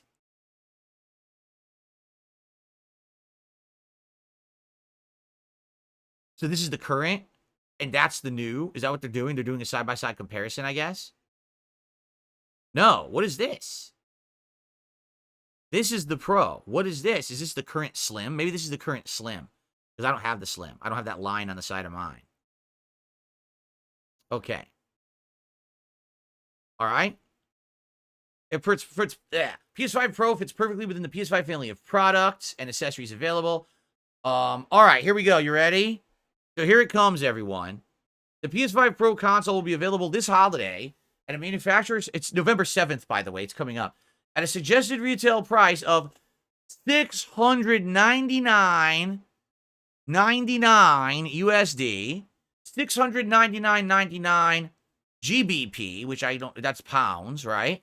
799.99 euros, and 119,980 rubles. No, excuse me, Japanese yen. Includes tax? Wait, what? No, it doesn't. What are they talking about? This is incorrect. This is supposed to say excludes tax. They have a typo on the blog. That doesn't include tax. That's wrong. So they got to fix that. That's a huge typo right there. People are going to think, oh, that price tag includes tax. Like, for example, in Washington State, our sales tax is like 10%. So actually, if I wanted to buy it, it would be like $770 or $780. Okay. It will include a 2 terabyte SSD. That's okay. Like, that's what my PC had at start, but I've already gotten an expansion to more than double that. A DualSense wireless controller and a copy of Astro's Playroom pre-installed. Wait, well, hold on a second. Astro's Playroom? You mean they're not going to include the real game Astrobot? They're going to give you the mini game that's from the launch of PS5 instead? That's incredibly lame, right? How lame is that? They're not going to freaking give you the real game. They're going to give you the taste of the game that's like 4 hours long. That's a ripoff. I mean, they should give you Astrobot for free. For that price tag, you should be getting a real game for free. That's bullshit, in my opinion. PS5 Pro is available at a diskless console with the option to purchase the currently available disc drive for PS5 separately. How much is the disc drive? $100? I think it was $80, right? $79. Is it $79.99, the disc drive? I'm being told this price here, the Japanese price, does include sales tax and the others don't. So this is misleading. When you say includes tax, it sounds like you're saying all of these include tax. They need to break that out and make this separate a statement, or else it's completely misleading. That's false advertising right there. Anyway, so you have to buy the disc drive separately, and how much is it? Like $80 or something like that, right? Okay. Only the US doesn't include the tax. Oh. PS5 Pro will launch November 7th. It will be available at participating retailers and directly from PlayStation at direct.playstation.com. Pre-orders begin on September 26th. And then here's their PR babble that you don't need to read because it came out of someone's butthole. Okay? All right, well, they're trying to play catch up with PC. Okay? But I'm going to say exactly the same thing. All right, that I said when this was announced months ago as a rumor, okay? This console, just because you're going to have better hardware, does not mean that you're going to get better performance out of new release games at all. This is reliant on the game developer implementing the hardware. Because to be quite frank, the hardware of the PS5 is great. I have played games on PS5 that run silky smooth 60 frames, great graphical quality, tons of detail. And then there's other games that can't even hang and they run at a chugging 30 frames per second and look like shit. It's the same hardware. So you can't blame the console. You got to blame the game devs. You understand? In this case, just because they put even better hardware in there doesn't mean it's going to live up to the expectations of what people want out of it, or that game devs are going to actually take advantage of this. In fact, my question is, how many game devs are going to be like, well, now we want to have a special development team and mode just for PS5 Pro, right? I would argue for the Sony specific games, sure. In fact, the games they literally listed here, okay? But, Demon Souls, where's it? Gran Turismo 7, right? Horizon Forbidden West, Marvel Spider-Man 2, Ratchet and Clank, and Last of Us Part 2 are all Sony specific titles. Those make sense. There's a few third-party titles that said they're going to work on it. But my question is, moving forward, are these companies going to care? Right? Are they going to put all the time and extra effort in to get this implemented or not? Or are they just going to say, meh, it's there, but we don't really care, right? Especially these companies who are making their games cross-platform from the get-go. Are they going to really give a shit? Again, the PS5 claimed everything was going to be 4K 60 frames. There's literally nothing on PS5 that's 4K 60 frames. Like, nothing. Okay? It's a lie. They outright lied at the launch of the console, saying you're going to get performance that literally no games gave you whatsoever. You can either play 1080p 60 frames in some cases, others it's only 30, or you can play 4K 30 frames.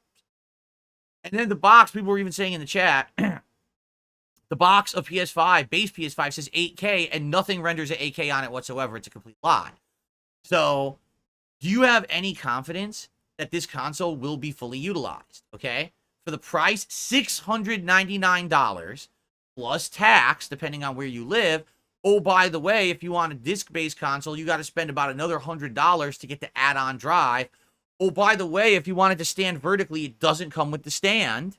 Oh, by the way, unlike Xbox, they still don't have a Game Pass-like system. So if you were to say, if today's announcement was this, PS5 Pro for $699, crazy price tag for a console, right?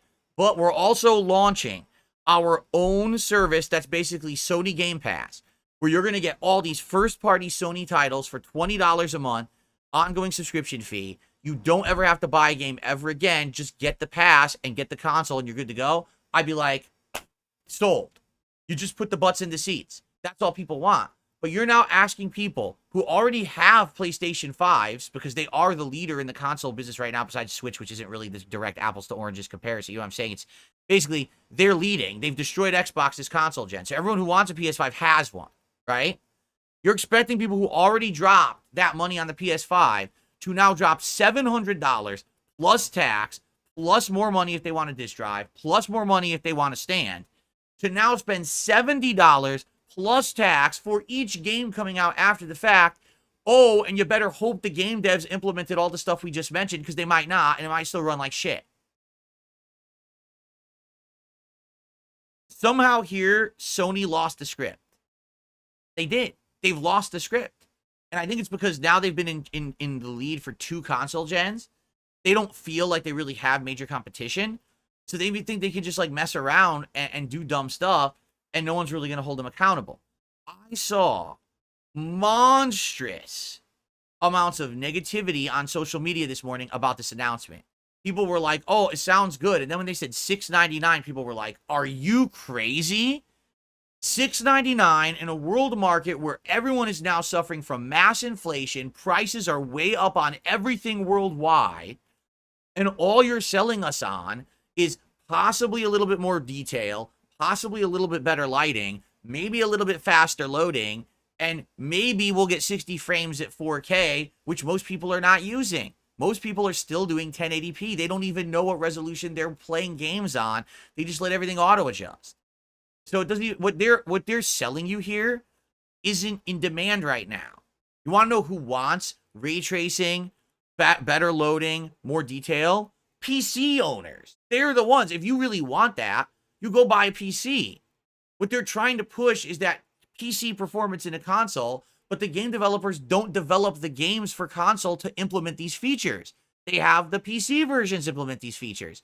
So it doesn't make sense. They're selling to an audience that doesn't exist. Now, don't get me wrong.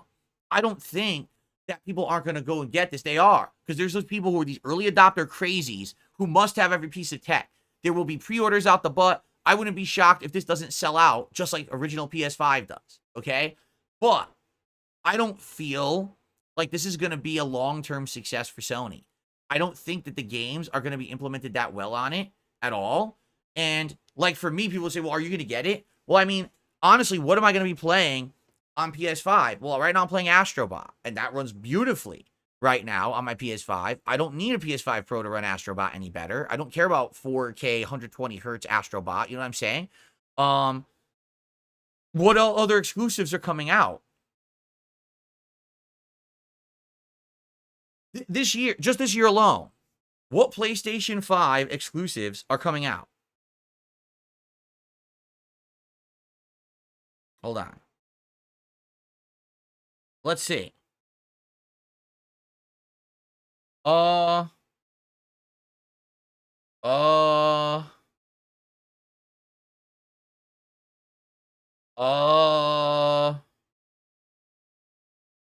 None. In fact, the only good exclusives are basically Xbox. Like, Xbox is going to have, well, Flight Sim will be cross-platform with Xbox as well as PC. Same thing with Indiana Jones, right? It'll be cross-platform. They're all cross-platform. Like, there's literally absolutely no Sony exclusives coming out. So why exactly do you need the PS5 Pro right now?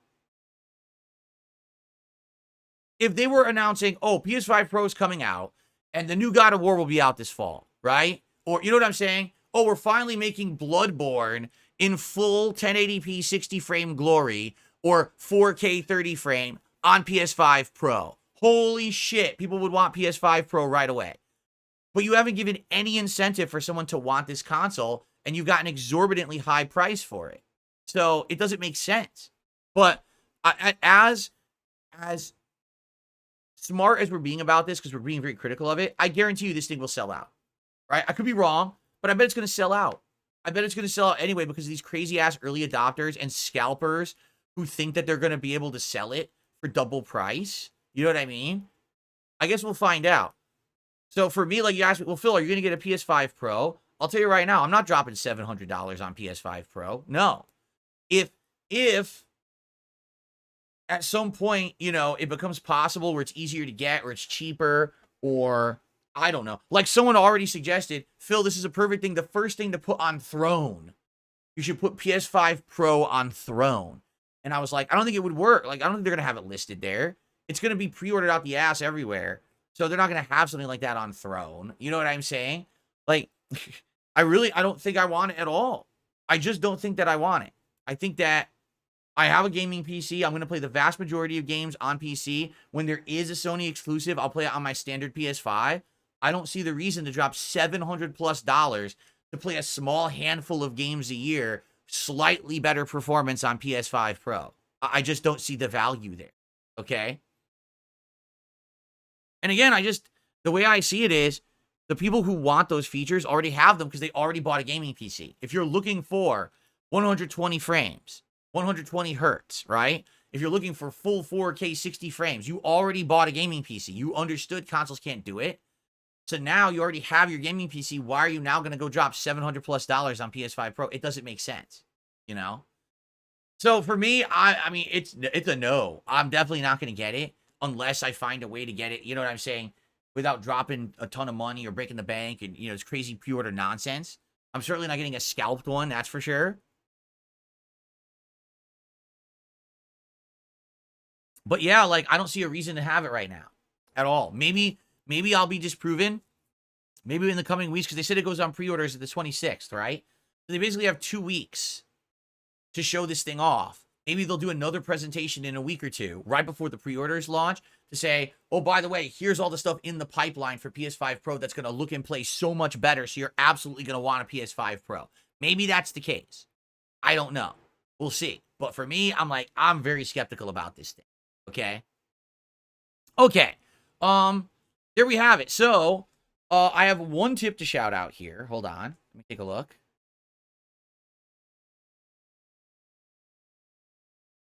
Nipple Liquid 12 tipped $1. What a disgusting name. But thank you for the $1. So that's where we are right now, guys. Now, we have some time for open Q&A and for shout outs if people contribute. So number one, thank you guys for hanging out with me on the show. I hope that you're enjoying it. All right. Thank you so much for the super chats this morning because I got a super ton of super chats this morning. We have over 650 viewers on the podcast. Thank you. I had no idea how many people we had. Thanks for joining me today.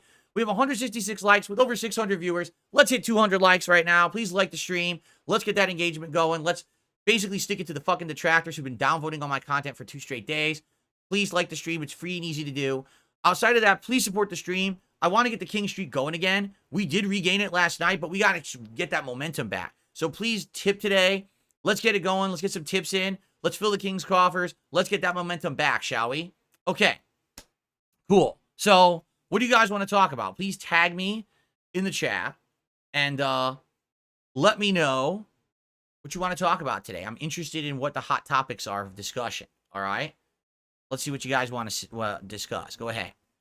So, I'm being told the DualSense controller's price has been sneak increased from $69.99 to $74.99. I would never spend that. I wait for them to go on sale. Like every Black Friday, you could get them for like $40. And that's when I've gotten one. Like I got that one last year, like Black Friday-ish for like $40. That's when you buy. Never buy them full price. They're always a ripoff regardless. If they raised it $5, I mean, there's no added value there. Why they would do that? They're assholes. But I mean, that's Sony, right? What am I looking forward most to doing with the Kino guys? You know, I would like to go on their show and just hang out with them for a bit. Because the first time I appeared, there was a big kind of like half interview, half hangout vibe. But it would be nice to just hang out entirely. You know what I'm saying? Like just shoot the shit, chat, and then watch some videos together and laugh at them. But also, I think once in a while doing some collabs with gameplay, just silly stuff is fun. I don't know about the serious stuff. Like, are they ever going to be playing Call of Duty seriously? Right? The fighting game idea, I don't think it worked. Could we go back and play Chain together again? We could. I don't know how much interest it'll have the second time around versus the first. The first time was the big time, right? But that kind of stuff.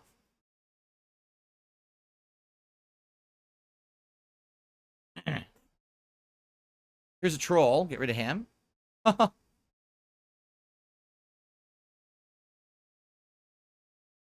At this point, it seems better to buy a mini PC than a console. What's your opinion? I mean, I don't know the true capabilities of mini PCs. I don't know if you get a mini PC that would run as well as, say, like PS5 or PS5 Pro. I would think the issue there would be cooling, because mini PCs don't have active cooling. Isn't it like static cooling or whatever?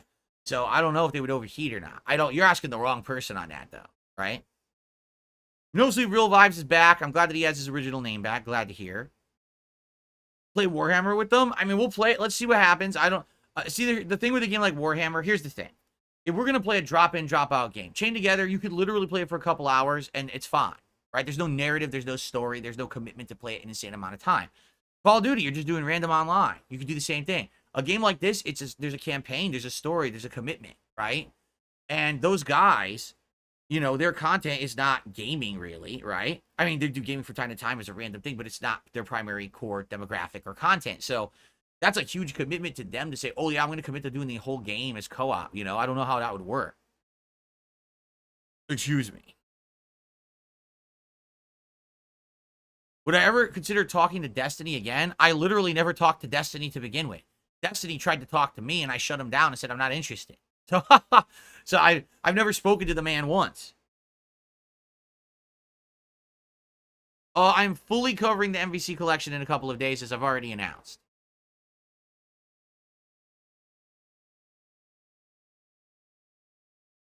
Jade says he doesn't know if he's going to like Space Marines 2, so he thinks he's going to leave. It's all good. If you're not interested, Jade, you don't have to stick around. You know that. Shout out to House of Osborne, who just gifted a membership to the community. Thank you, House of Osborne, for supporting the channel. It's the second gifted membership today.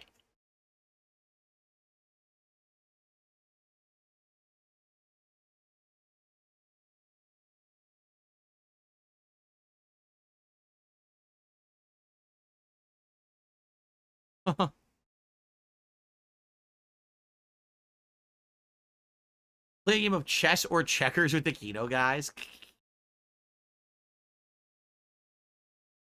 Do I prefer rollback netcode or not for fighting games? It's just like everything, there's a trade-off. The rollback netcode's advantage is that it can feel, with a good connection, like you're sitting right next to someone playing, because it predicts what's going to be input and then it corrects it after the fact. The bad problem with rollback netcode is, in order to do that, it drops frames. Like, it does it on purpose. It'll drop your input, it'll drop frames, it'll skip around, and it's definitely gotten better over the years, but I still don't think this is the definitive solution for online play. But the FGC, sadly, has just been brainwashed to think, like, this is the best they're ever going to get, so don't ever ask for anything better. And I think that's sad. I think you should always be striving to find something better and develop something better. But instead, they just sit there saying, we want rollback, rollback, rollback, rollback. Why not just say, hey, okay, rollback's been around for a while now. Can we implement something new or better? Can we tweak it to make it better? It doesn't seem like they care. They just sit there with the same thing, and the same problems arise with rollback. Constant dropped inputs, misinputs, the input reader misreading because it's predicting and guessing wrong, you know? So it looks, ultimately, the rollback netcode looks pretty. When you're playing the game, it looks smooth. But when you're playing the game, and all of a sudden, well, I know I didn't do that input. Why did it give me that move? Because the fucking rollback netcode guessed something for you and screwed you over. It's dumb. 1 second. Ouch.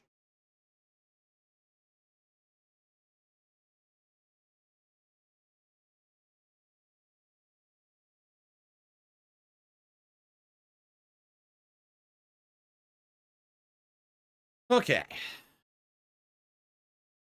What's up, Crackle Jacks? How are you? Welcome to the stream. I just got a $1 tip. All right, just for this, there's a person who's dipping $1 and just saying disgusting stuff I'm never going to read on stream. You're welcome to keep tipping me dollars, but I'm not going to read. I'm just going to say disgusting thing I'm not going to read on stream. Okay? So now we're up to 20 bucks, guys. And again, I appreciate you all being here, hanging out. It would be great if you could support the stream. Let's keep the streak going. Right now, I want to keep the momentum rolling. We got the momentum back last night. All right, so let's keep it going. 187 likes. Let's get it to 200. We're so close to 200 likes right now with over 600 viewers. All right. So let's keep at it. Thank you guys. What is my favorite holiday?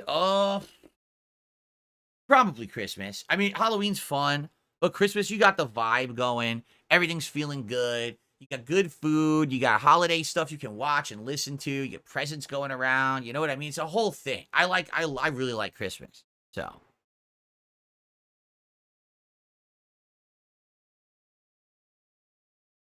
Space Marines 2 has a regular co-op mode and a story. So it's just, you could do soul PvP if you want. Okay, good to know.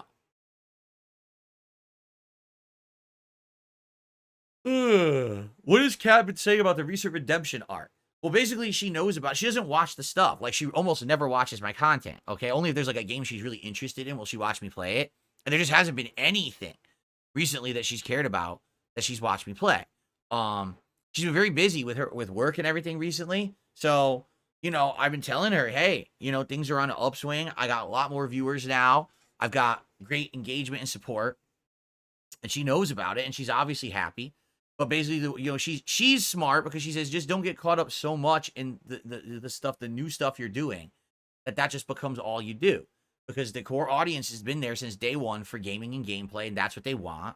So don't just sit there doing interviews and appearances and drama. It's okay to have that as a part of everything, but don't just do solely that, because then you're going to become like one of these drama YouTubers. And she's right. I don't want to just be a drama YouTuber that every single day, every single piece of content I do is that. I want to make content, all right, that basically is going to be positive and fun and not harmful, right? When I'm sticking it to my detractors, it's because they've been harming me for 10 straight years, and they deserve it, and they really should be shut down for the shit that they say and do that's so defamatory every day. They don't deserve the time of day. They're assholes, right? But I'm not going to sit here and rag on people constantly, and I'm not going to be attacking people constantly. You know what I mean? That's just not me. And I do need to get back to all these major games that are coming out now and start focusing on games a lot more, because we did for almost 3 weeks straight. It was like different stuff, right?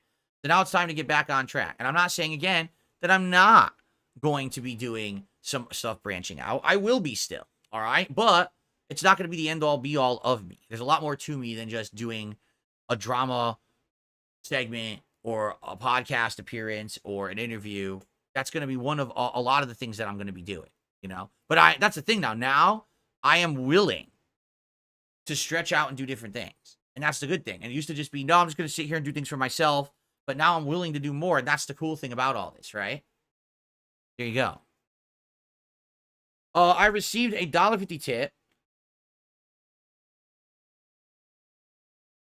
Ew, the Seat Liquor 32 with a $1.50 tip. Ugh. This guy's just trying to come up with the grossest names, I think. The grossest names competition. Yuck. Oh, man. Thoughts of the new Civilization game? I know nothing about it. I've never played Civ before, and I have not looked into it. So, no, I didn't play the Vermintide Warhammer game. No, I did not.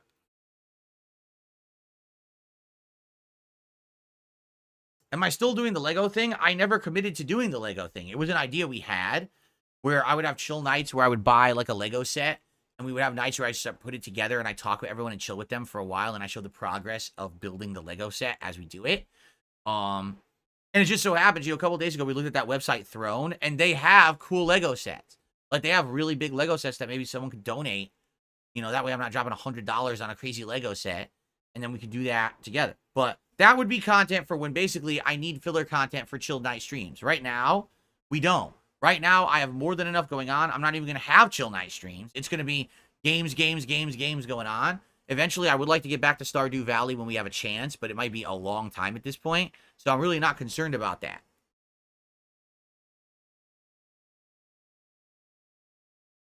Cracker Jacks, your comment cut off. I don't know if you noticed. It's like half a statement. Oh, he says you wear many different hats and you do it well. Gotcha. Thank you. That's a nice compliment. I appreciate that. Yak Almighty says, are you thinking of doing a desk setup so you can play games with mouse and keyboard? I don't think a desk setup's going to work because the desk would basically have to like go towards the TV. And if there's a desk here and I'm playing like this, that works for the camera here. But then how would I do the podcast, right? Like, I don't know. Like, plus there's no, like, there's not a lot of room here. You guys think there is. There's not. There's, like, it's very cramped. I have the laptop table here. I have the folding table here that just has a keyboard and some accessories. I mean, I could get, like, a small desk that I could put, like, right here. This could scoot over a little bit to the left. And then I could put, like, a small desk right here. All right. But I would prefer to play games on gamepad. I'm doing fine in Call of Duty Black Ops 6. I'm dominating with this controller. I don't see the real crazy reason to try to figure that out. If I could figure out like a lap desk situation, I think that would work. But I couldn't really hone in on a good lap desk. Maybe I will eventually buy one and try one, right? We'll see. I received a $1.10 tip from a name that I definitely cannot say. It's pretty bad. All right, guys, listen. I'm getting a bunch of dollar tips. And I'm just going to say, when I get a dollar tip, I'm not kidding you. PayPal takes a third of that tip away. So I probably got like, what, $5, $6, $7 tips. And I really only received like $2, $3 from that. Okay, that's an exaggeration. I probably got like $5 from it. But the point I'm making is, these small dollar tips, you got to do bigger than that if you actually want to have an impact, because PayPal's taking away 1/3 of each dollar. All right? They do like a 30-cent processing fee on each tip, FYI. So if you do like a $5 tip, I'll get like $4.70 out of it or something like that. As opposed to, you give me $1, I only get 60 cents. You see? You're basically paying PayPal a million times by doing it like that. Okay? I'm not ungrateful that they're giving me money. I'm saying you're literally lining PayPal's pockets for no reason. Why would you do that? If you're really trying to support me, then why would you want to line PayPal's pockets by doing like $20 tips instead of one $20 tip where I'll get the majority of it, right? Set the minimum tip to $2. I mean, I could, I guess. You know, I guess I could. I could make it, hey, I'm only going to respond if you tip $2 or more. Do you think I should do that? I'll only respond if you tip me $2 or more.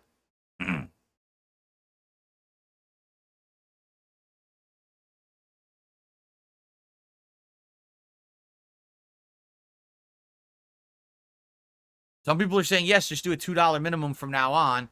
It'll eliminate the problem. I could do that. I could do that, and then if you support with $1, know that it supports me, but I'm only going to read it if it's $2 or more. We could try that. That's up to you guys. All right? But guys, let's definitely get some more tips. We're at 22 bucks. And again, trying to get... Oh, by the way, we got 200 likes. Thank you. I didn't even look. 200 likes on the stream. Thank you so very much. The likes are great today. The engagement is great. And super chats are outstanding, by the way. We have over 100 bucks of super chats. Thank you so much for that. Now we got to worry about this tip skull, all right? We got to crush this tip skull to keep the streak going and get it momentum again. So please tip if you can today, okay? And now that I said that, I received a $1 tip from Nipple Missiles.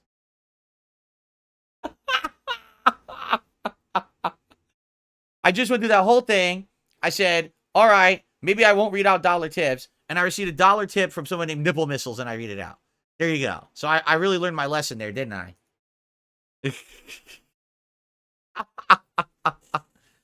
Oh, my goodness. All right.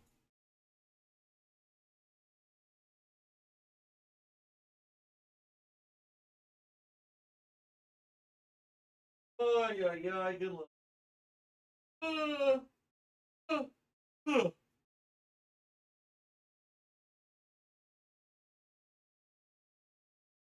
You can't make it up. We got about 10 minutes left. So whatever you guys want to talk about, please tag me in the chat, and any other contributions come in, we'll shout them out. And then we're going to jump into Warhammer. You know, I hope it works. There was someone here earlier. I don't know if they're still here. They were saying Warhammer is fucked up on PC. That if you try to use any controller or like accessory, it glitches the game and the game crashes. What I don't get about that is, how does it discern between a controller, a mouse, or a keyboard? They're all USB devices. So I don't really know how that's the case. Maybe it's not. Maybe they're just full of it. I don't know. But I hope that's not the case. I totally hope that this will work and I'll be able to play it today without issue. People have wanted me to play it, you know, and now I'm finally getting to it a day later, and I hope it works.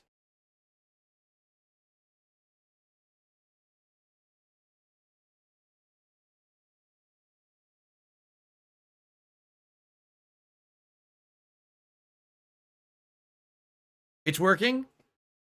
OID says that's not true. I'm playing it right now with Xbox controller. All right, I totally hope it works. Carlos says no, it's working for me too. All right, as long as I'm down. Listen, I'm just telling you what someone was saying in chat earlier. I'm just relaying a message. I don't know if it's true or not. I booted the game last night to make sure it booted, and I changed the graphics to be 1080p, 120 frames, high everything.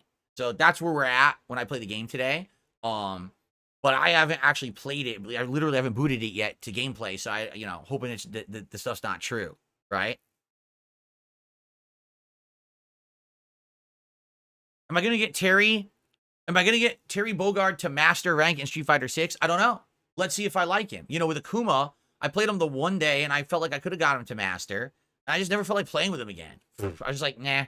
With Bison, he clicked and I loved the character. And then I played him and he's probably one of my best characters, right? So I guess we'll see if I like Terry or not. I feel like I should have a Shoto style character in my repertoire and I don't right now. So he might be, if his rising tackle is like a Shoryuken, he may be that kind of character. I guess we'll see, right? Let's see. I see the dollar tip from Snow Carl saying that a lot of people can't afford more than $1 tip. I mean, Snow Carl, I get what you're saying, but you're the one who's tipped a bunch of $1 today, and you tipped me like 5 times.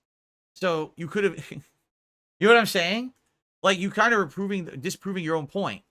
I could see if someone just did $1 tip and was like, okay, this is all I can afford. I'll be like, okay, that's the point. You've sat here tipping $1 like 5 times today. So you've disproven the point that people only tip $1 because they can only afford $1.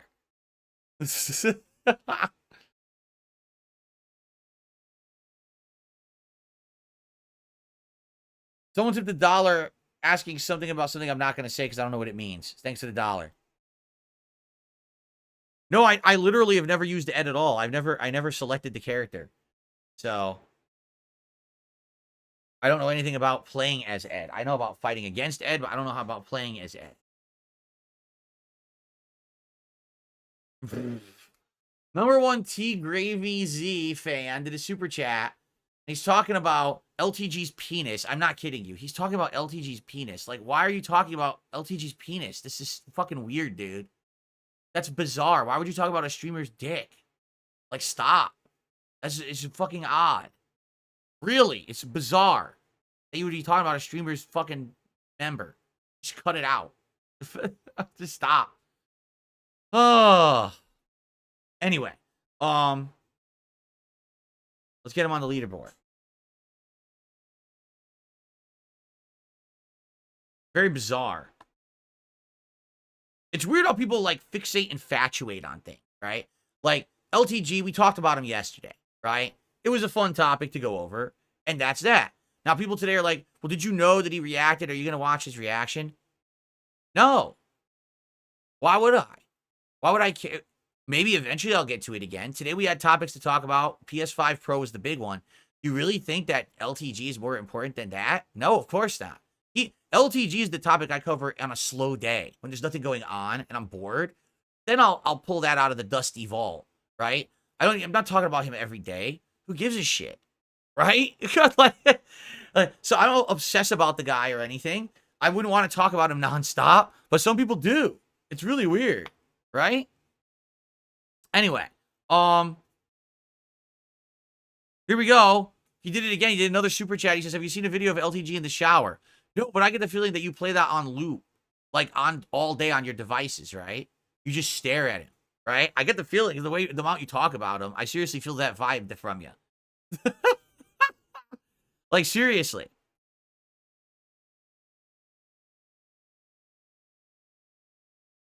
Blended says, am I still considering Fightcade? Because he heard my reasons for not doing it, but no other streamer has ever given those reasons. No other streamer is as harassed as I am. No lie. No other streamer has had employees of their ISP be a detractor of theirs and sit there hitting reset on their modem during streams and changing their modem settings to be insulting things about themselves and their family. That's literally never happened before until me. I'm the first. So I would be the first person to play on Fightcade, and somehow my detractors reverse engineer the way it works to get my IP address and start DDoS attacking me. Like, I would be the first person that would happen to. So that's why I know I'm not going to be doing that, okay? Okay. I received a $5 tip from SOF916. He says, hey, $2 or more, get your message read is a good idea. Remember to update your Nightbot and support thing to say that then. I mean, good point. It's not that, like, if someone wanted to support with a $1 tip, I wouldn't deny it. But I would basically say I'm just not going to read the message unless it's $5, right? I guess we could do that, but let's think about it. I don't want to make a knee-jerk change like that without, you know, thinking about it heavily and conferring with the audience. Hi, Jasper. Hi, buddy. Jasper Kitty's in here again. Jasper, why don't you jump on the chair? Come on up here and say hello. Everyone wants to see you. Come on up on my lap. Or come up on the chair. Come on up here. Come on up, buddy. Yeah, come on up. Everyone wants to see you.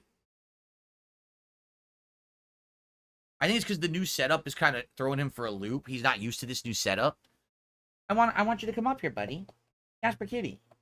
You want to come up on the chair or on my lap? Come on up and hang out with me. Everyone wants to see the Jasper boy. He doesn't want to come up. He's just staring at me. He's right here. You want to come up and hang out? Come on up. Here he comes. Come on up, buddy. There he is. Everyone misses you, Jasper. Everyone likes to see you. You haven't been on stream for a bit. I coaxed him up here. Here he is. Everyone misses the Jasper Kitty. So, you know, again, the other day, I was showing you this thing Throne, right?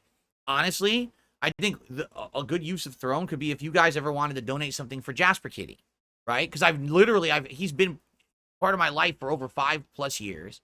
You've seen him on streams, but I've never had any ability for you guys to do anything like for Jasper. But maybe I should put treats or toys or something on there, and then I could have him come in here on the podcast, and I could give that stuff to him while he's on the streams, right? Like, I'd be okay with that. But that's up to you guys. Would anyone be interested if I set up my Throne account to have stuff for just for Jasper Kitty? Let me know.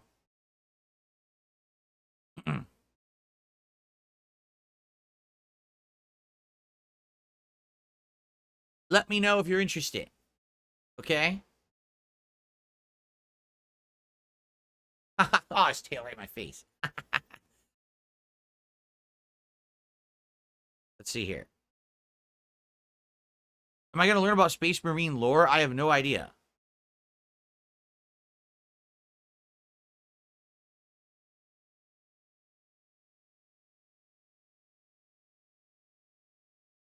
Sofa Ninja says, I bet Jasper will get more stuff than Phil. Maybe. But I think the way Throne works, I have to add the stuff, right? Like, I have to pick stuff I know he would like and add it. And then you could get it for him if you wanted. I think that's how it works, right? I don't think you could just, like, get something. I have to add it to the list, correct? Maybe what I'll do is I'll start taking a look. Maybe I'll look with my wife. We'll look and say, what kind of stuff would Jasper like? And add some stuff on there and see if anyone's interested in getting it for it. How old is Jasper? We don't know.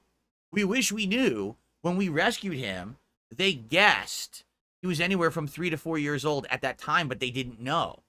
So, I mean, he could be like 7, 8, but he could be like 9, 10, 11. Like, we don't know. That just sucks that we don't know. The good news is he has no signs of showing that he's getting older or any kind of problems there. You know, when we took him to the vet earlier this year, it was because he had that urinary tract issue, and he got some antibiotics, and they checked him out, full checkup, and they said he looks perfectly good outside for the issue he was having. And since then, we changed his diet. He eats a different food now that's for urinary problems, and he has not had it all year. So that was like February, and here we are in like September, and he hasn't had the problem at all year. So I think we've cleared up all his medical issues. It seems pretty good moving forward, which is excellent. You silly kitty. All right. Michelle did a $5 super chat and says, for Jasper's treats, if you're so inclined. Thank you very much. I'd like to get Michelle on the leaderboard, and I have tips to shout out as well. It's a little hard to do that with Jasper on my lap here.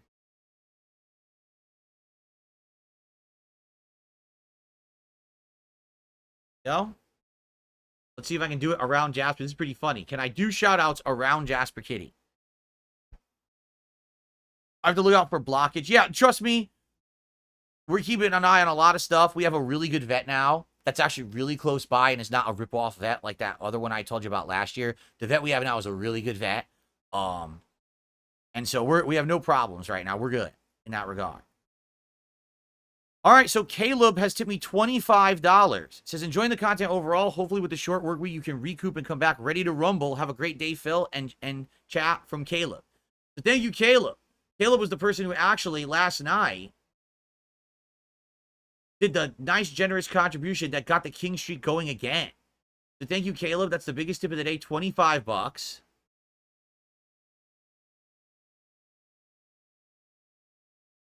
And that gets us up to 55 and climbing. Thank you, Caleb. Jasper is licking my hand right now. You silly. He's licking my hand, you silly boy. How silly. All right, excellent. Thank you, Caleb. So at least now we will have gunner glasses for when we begin with Space Marine today. Let's see here. I got a $1 tip. Someone saying go on Lolcow Live. Interestingly enough, since the Keemstar interview 2 weeks ago, I have not had any requests come in to appear in any Lolcow content at all. And I think a lot of people thought, oh, Keemstar's just going on Phil's show because he's going to try to get him on Lolcow Live. That literally hasn't happened. To everyone who said that, you know, I think you guys maybe kind of or maybe you just assumed something. And I don't blame you for assuming something that Keem would like behave like that, but he hasn't at all. You know, I mean, that's kind of stand-up behavior from him. That, you know, he was on my show, but he has not come back and said, hey, well, now be on my show because I was on yours. He hasn't done that. So, I received a $1 tip from Snow Carl. If you increase the minimum to $2, why wouldn't we super chat instead? Then everyone can see the message in chat. That would be bad for you. No, because people tip because they tip. There's people who contribute in various ways because they want to contribute via that way. There's a lot of people that don't like contributing through YouTube. They don't like the idea that YouTube takes a giant cut of all contributions. So they prefer to do it in a different way when they know I get more. And tipping, I definitely get more, you know. But, hey, I accept contributions from everything. So there you go. I received $1.25 tip from Angelo Bestia. Hope you're well. I'm playing Baldur's Gate 3 and I'm enjoying it. My cat Toast says hi to Jasper, laughing out loud. All right, thank you very much. I appreciate that. Thank you for the tip, Angelo Bestia. Okay. What's up, Game Boy? How are you today? And then T Gravies, again with a super chat. When's the last time you fed your cat? Fed him this morning. I filled this food. Actually, I gave him a treat this morning. I gave him a treat this morning. When I was eating breakfast, I always give him a wet liquid treat. It's one of those like, what's it called? What the heck is it called?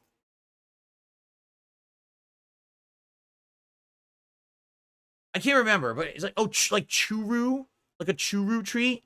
And it's like different taste that's flavored. So I gave him like a fishy one today. I think it was tuna or something like that. And then I filled his food bowl.